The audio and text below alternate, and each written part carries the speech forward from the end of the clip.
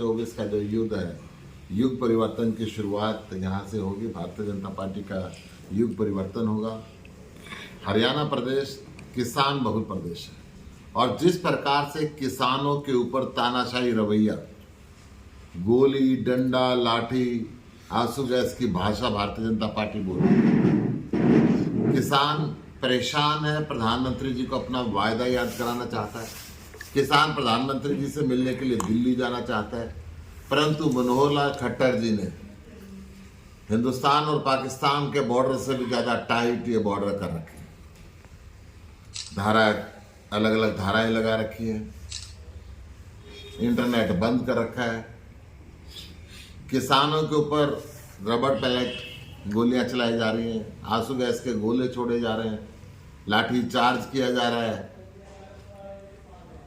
Water cannon का इस्तेमाल किया जा रहा है और धारा 307 के तहत मुकदमे दर्ज किए जा रहे हैं। धारा 307 का मतलब सीधा सीधा अटेम्प्ट टू मर्डर के मुकाबले की धारा है।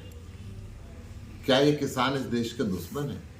भारतीय जनता पार्टी ये जो भाषा बोल रही है, आज किसान शांतिपूर्ण तरीके से प्रधानमंत्री जी ने जो 3 साल पहले वायदा किया था एमएसपी की गारंटी का, वो याद कराने के लिए जाना चाहते हैं, परंतु खट्टर साहब कह रहे मैं जाने नहीं दूंगा।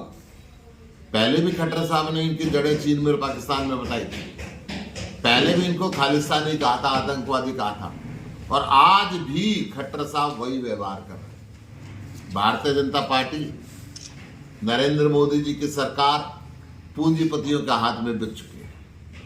750 किसानों की उन्होंने शहादत पहले ली थी और अब भी 7 से ऊपर किसान शहादत हो चुके हैं। एक नौजवान 21 वर्षीय शुभकरण की गोली मार के हत्या कर दी गई। एक तरफ ये सरकार है और एक तरफ पंजाब में आम आदमी पार्टी की सरकार है, जो किसानों को हर संभव सहायता दे रही है, हर मेडिकल असिस्टेंट दे रही है।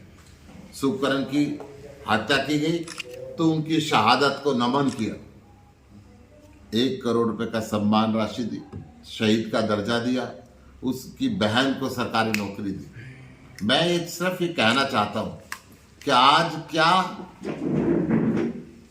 इस प्रदेश के किसानों से भारतीय जनता पार्टी को प्यार नहीं है?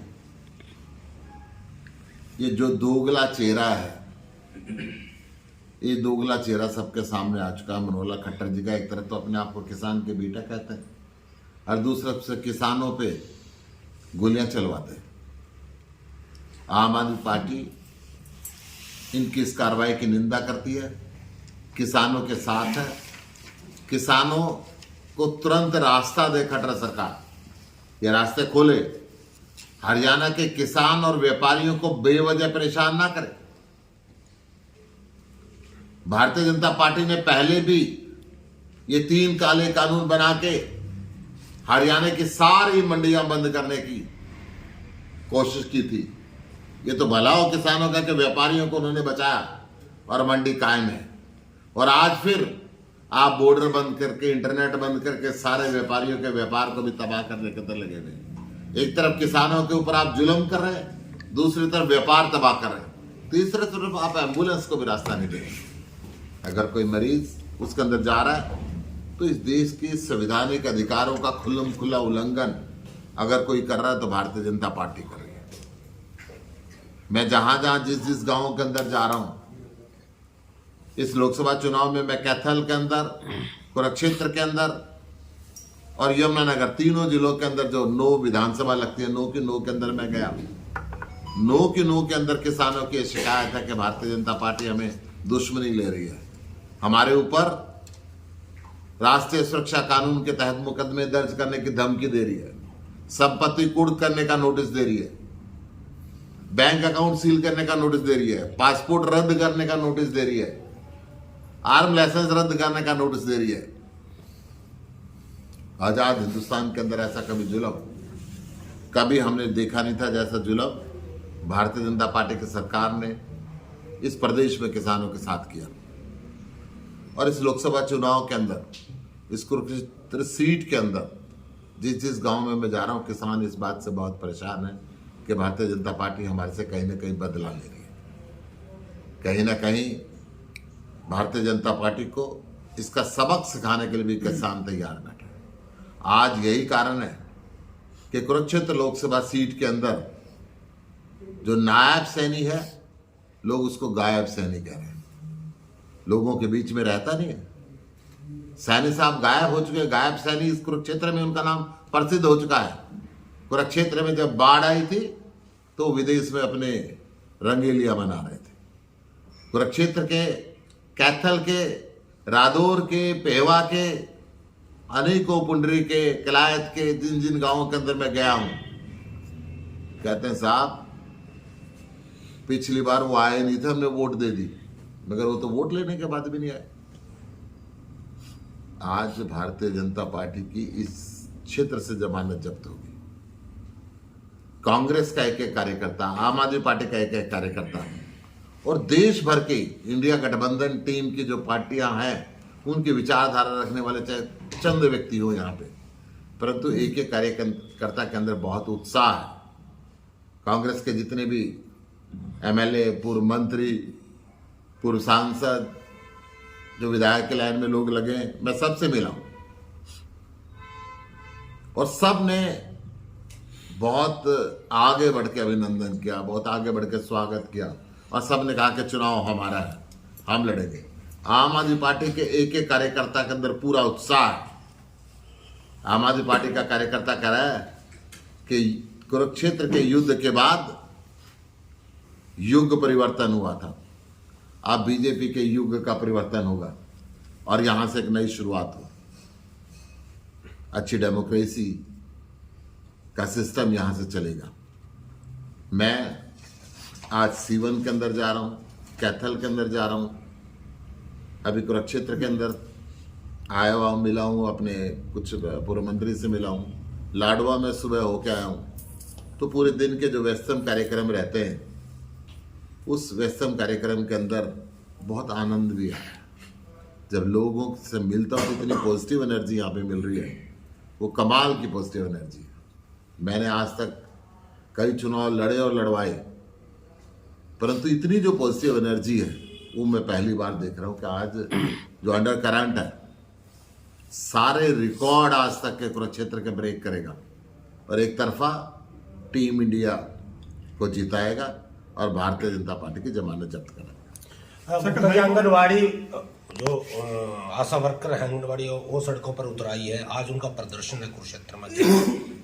आशा वर्कर, आंगनबाड़ी के वर्कर पिछले काफी लंबे समय से संघर्ष पे। भारतीय जनता पार्टी समय समय पे उनका आश्वासन तो देती है, आश्वासन देके कहीं ना कहीं उनकी हड़तालों को बंद कराती है, परंतु वायदे पूरे नहीं करते। यही बात इन्होंने क्लर्कों के साथ करी, यही बात वन पेंशन वन रैंक वालों के साथ करी, यही बात जितने भी मेडिकल के ऑफिसर्स थे, अधिकारी थे, कर्मचारी थे जो हड़ताल पे गए, उनके साथ करी। ये झूठी पार्टी है, अपने वायदे कभी पूरे नहीं करती। आंगनवाड़ी के वर्करों के साथ आम आदमी पार्टी पूरी तरीके से खड़ी है। आम आदमी पार्टी ने सुशील गुप्ता को यहाँ का कैंडिडेट उतार कर दूसरे जो पार्टियां सभी के समीकरण बिगाड़ दिए हैं, क्या कहें? सुशील गुप्ता तो एक साधारण कार्यकर्ता है, एक सामाजिक कार्यकर्ता है जो अच्छे हॉस्पिटल बनाने का काम करता है, अच्छे स्कूल बनाने का काम करता है, अच्छे कॉलेज बनाने का काम करता है, समाज से झोली पसार के समाज के लिए संस्थाएं बनाता है। मैं विश्वास दिलाता हूं कि कुरुक्षेत्र के अंदर भी हमारे ट्रस्ट ने 2 एकड़ हॉस्पिटल के लिए ज़मीन ले रखी है। बहुत जल्द हम उसका एक धार्मिक चैरिटेबल हॉस्पिटल यहाँ बनाएंगे।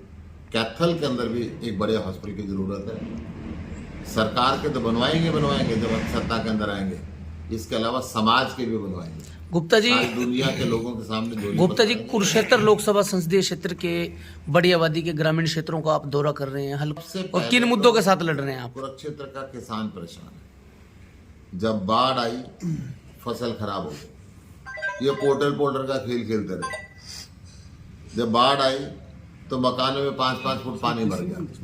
इन्होंने कोई मुआवजा नहीं दिया, कोई राहत नहीं दी। कुरुक्षेत्र के हर घर के अंदर बेरोजगार नौजवान बैठा हुआ है। बेरोजगारी की वजह से वो अपराध की दुनिया में चल पड़ा, नशे की दुनिया में चल पड़ा। बूढ़े माँ बाप परेशान हैं, जमीन बेच के 1 किला 2 किला पैसे दे रहे हैं, कि डंक की रास्ते से कहीं ना कहीं वो विदेश में जाने की ट्राई कर रहा है, बॉर्डर पे गोली खानी पड़ जाती है। कुरुक्षेत्र जिले के हर घर के अंदर, गांव में विशेषकर नशा पसर चुका है। नशे के पैर तेजी से घुसते जा रहे हैं। एकांत में जाते हैं तो सिरिंज पड़ी हुई मिलती है, किसी स्कूल के कॉर्नर पे, किसी धर्मशाला के कॉर्नर पे। गांव में जो भी एकांत जगह है, नशे के आदि युवक जो बेरोजगारी से परेशान होकर नशे में कहीं अपनी जिंदगी ढूंढ रहे हैं, वो सिरिंज के साथ नशा करते हैं और सिरिंज गांव के कोने कोने पे पड़ी है। गुप्ता जी, क्या कहेंगे? आपने नायब सैनी को गायब सैनी बताया है, तो क्या लगता है उम्मीदवार से भी गायब हो सकते हैं लोग? भारतीय जनता पार्टी तो अब ये सोच रही होगी कि गायब सैनी का क्या किया जाए। ये तो उनकी पार्टी का अपना निर्णय, परंतु सैनी गायब है। सर, जिस प्रकार से आम आदमी पार्टी ने दिल्ली और पंजाब में फ्री शिक्षा और चिकित्सा का वायदा किया था, उसे पूरा भी किया। हरियाणा में बतौर भावी सांसद के तौर पर आपकी क्या ऐसी योजनाएं हैं जिससे जनता? आम आदमी पार्टी बाबा साहब के सिद्धांतों पे चलती है। आम आदमी पार्टी ने जनरल सीट पे भी रिजर्व कैंडिडेट को लड़वाती है। आम आदमी पार्टी को दिल्ली के अंदर गठबंधन में 4 सीट मिली। ओपन सीट पे भी हमने अपने स्टूल कास्ट भाई को टिकट दी। ये आम आदमी पार्टी एक जमीन से उठा के कार्यकर्ता को टिकट देती है। जिनको हमने सांसद की टिकट दी वो विधायक बेशक है, परंतु उनके पिताजी आज भी दिल्ली नगर निगम के अंदर सफाई कर्मचारी हैं। हर रोज झाड़ू लगाते हैं, गली की सफाई करते हैं। ऐसे ही हमने पंजाब के अंदर भी एक मोबाइल मैकेनिक को मुख्यमंत्री से लड़वाया और जितवाया। तो आम आदमी पार्टी आम लोगों के साथ है, बाबा साहब के सिद्धांत पे चली है। बाबा साहब ने कहा था कि गरीब, दलित, पिछड़ा उसको गले लगाओ और उसको बराबरी के दर्जे पे लेकर आओ। आम आदमी पार्टी वो करती है। बाबा साहब ने कहा था किताब हाथ में लो, कलम हाथ में लो, सबसे बड़ा हथियार है।